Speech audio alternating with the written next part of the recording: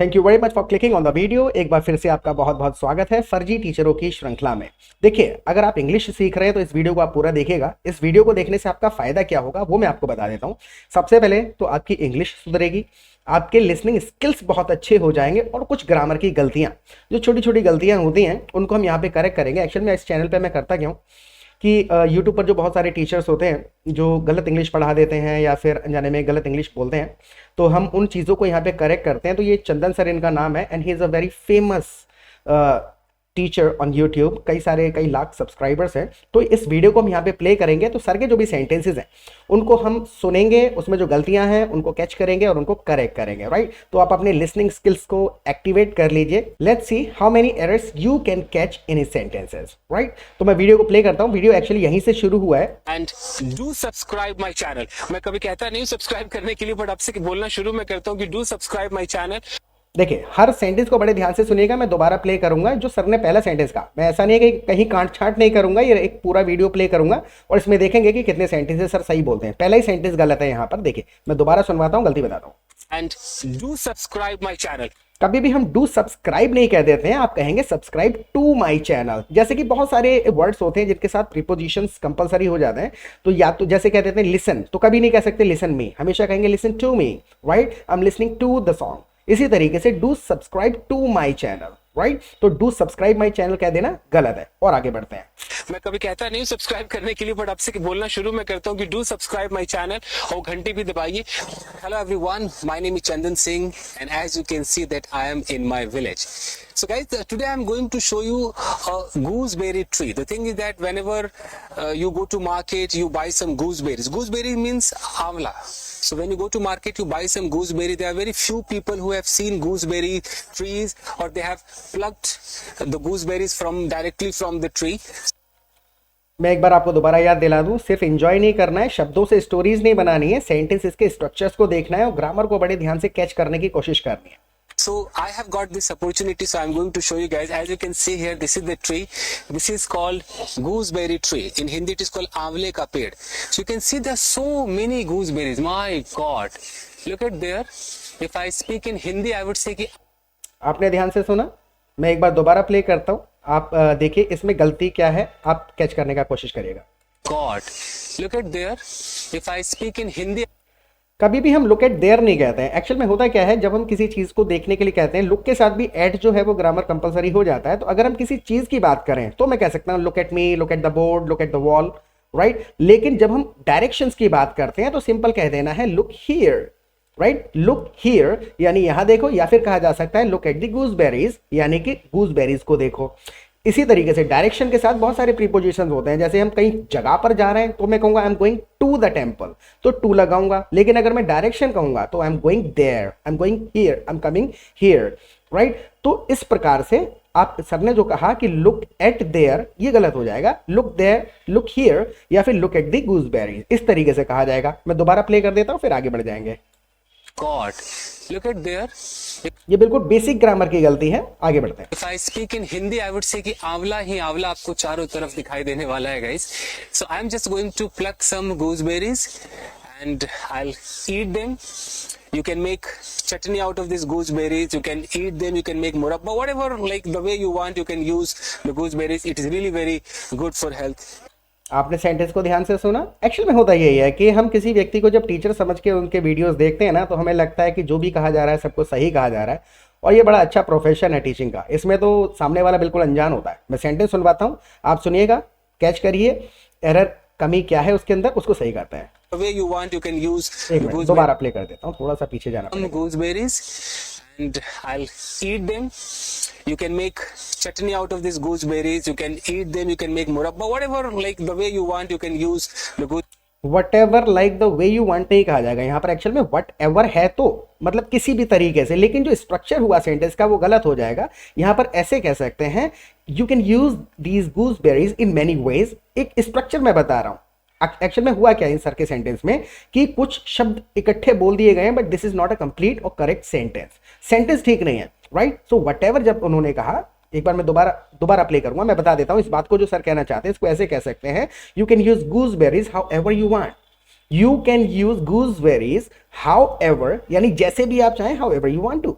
इस तरीके से कहा जा सकता है, या फिर इस बात को कहने के लिए एक स्ट्रक्चर बोल दिया जाएगा। आप कह सकते हैं you can use गूसबेरीज in many ways, अलग अलग तरीके से आप इसको इस्तेमाल कर सकते हैं, राइट। लेकिन सर ने जो कहा वो एक्चुअल में स्ट्रक्चर गलत है। मैं थोड़ा सा प्ले कर देता हूं, फिर बढ़ जाएंगे। gooseberries and I'll eat them.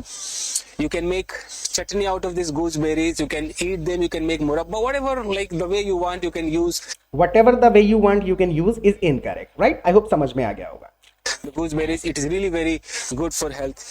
देखिए कई बार ऐसा भी हो जाता है कि सेंटेंस ग्रामेटिकली करेक्ट होता है, लेकिन वो बड़ा ऊट पटांग सुनने में लगता है। जैसे मान के चलिए एक बेसिक सेंटेंस मैं आपको बोल के बताता हूँ, आपको समझ में आएगा कि कहाँ कमियां करते हैं। मान के चलिए मैं कह दूं कि I want to hear this sentence from your mouth. अब ये टेक्निकली करेक्ट है, कोई गलती नहीं है इस सेंटेंस के अंदर। I want to hear this sentence from your mouth. कभी भी हम ऐसा नहीं कहेंगे, भले कितना भी टेक्निकली करेक्ट हो, हम यही कहेंगे ना, I want to hear this sentence from you. तो बहुत सारे सेंटेंसेस ऐसे हैं जो अपने तरीके, मतलब बात भाषा अपने तरीके से बोली जाती है, लेकिन सर के सेंटेंसेस में अप्रोप्रिएट तो अलग बात है, ग्रामेटिकली भी सारे के सारे सेंटेंसेस। अभी 1 मिनट का वीडियो प्ले हुआ है, ज्यादातर सेंटेंसेस जो है वो ग्रामेटिकली गलत है। आगे बढ़ते हैं। Very beneficial. So I think I must. Can I climb here? Is it possible? Cameraman, is it possible to climb, or there should be something else to plug it?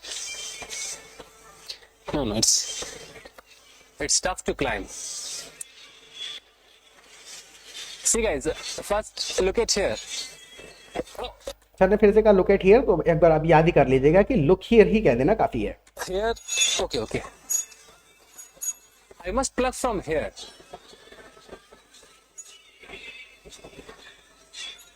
That one. I need to jump in order to hold the twig of it. So let me try.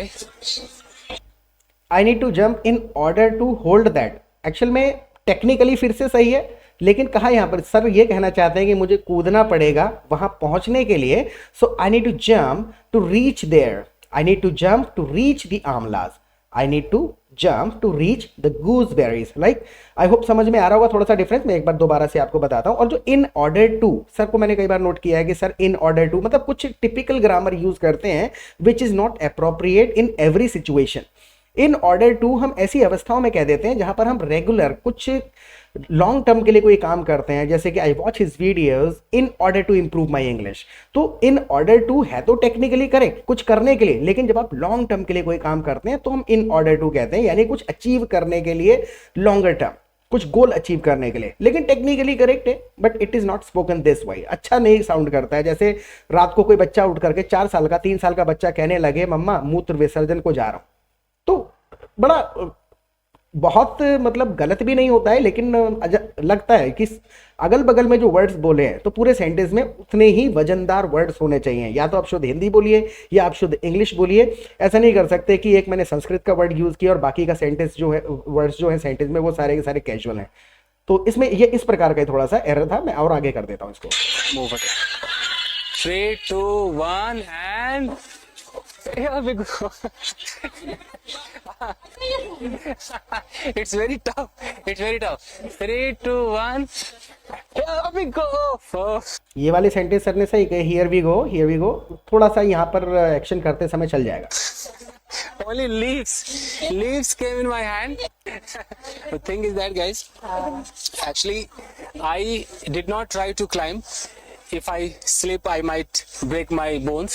It's better I must use any stick in order. आपने ध्यान से सुना sentence को? मैं play करता हूँ दोबारा। It's better I must use any. It's better I must use जो है ना, ये दोनों वर्ड्स जो इकट्ठे बोले जा रहे हैं, It's better I must use is not good combination of the words, क्योंकि फिर से स्ट्रक्चर सेंटेंस नहीं बना है। इट्स बेटर उसके बाद में अगर पाउज लेकर के बोलेंगे भी आई मस्ट यूज, ये रिडेंडेंसी कहलाती है कि जबरदस्ती डबल एक बात को बोल देना। जैसे अगर सर यहाँ पर ये कहना चाह रहे हैं, so it's better to use a stick to pluck the gooseberries. It's better to use a stick to pluck the gooseberries. या फिर अगर सर ये कह रहे हैं बेहतर होगा मैं स्टिक यूज कर लूं, तो इस तरीके से कहा जा सकता है I'd better use a stick to pluck the gooseberries. I hope समझ में आया होगा। एक और इसके अंदर छोटा सा ग्रामर का एक पोर्शन होता है। जब भी आप कह देते हैं इट्स बेटर, तो जब आप ये बताने की कोशिश कर रहे होते हैं कि ये बेहतर रहेगा, तो उसके बाद इफ भी हम लगा देते हैं। It's better if I use a stick to plug the gooseberries, so it's better if I use a stick to plug the gooseberries, इस तरीके से कहा जा सकता है। थोड़ा सा और आई होप समझ में आ रहा होगा जो छोटे छोटे ग्रामर की गलतियां हो रही हैं, और वो छोटी गलती नहीं है एक्चुअल में। मान के चलिए कि आप अगर एक वर्ब ही हटा देंगे सेंटेंस में से तो समझ में ही नहीं आएगा सेंटेंस कहा गया। कुछ शब्द बोल देने से वाक्य नहीं बन जाता, और हम लोग इनको समझ पा रहे हैं क्योंकि हम शब्दों से सेंटेंस स्टोरी बना लेते हैं, लेकिन जब बोलना पड़ता है तो हमें सेंटेंस बोलना पड़ता है, उसमें वर्ब प्रीपोजिशन ग्रामर लगानी पड़ती है, और फिर हम गलत बोल देते हैं। Any stick in order to pluck some gooseberries. एक बार मैं दोबारा प्ले कर देता हूँ So और समझ में आ जाएगा, फिर if you बढ़ेंगे। come, it's better I must use any stick in order to it's better if I use a stick to plug the gooseberries, इस तरीके से कह देंगे, फिर आगे बढ़ते हैं। pluck some gooseberries. So if you come to village, you can see various things which you might not have seen in cities. The originality, the root, you can see here in the village. So gooseberry trees. So many people have gooseberry trees. So I'm going to plug.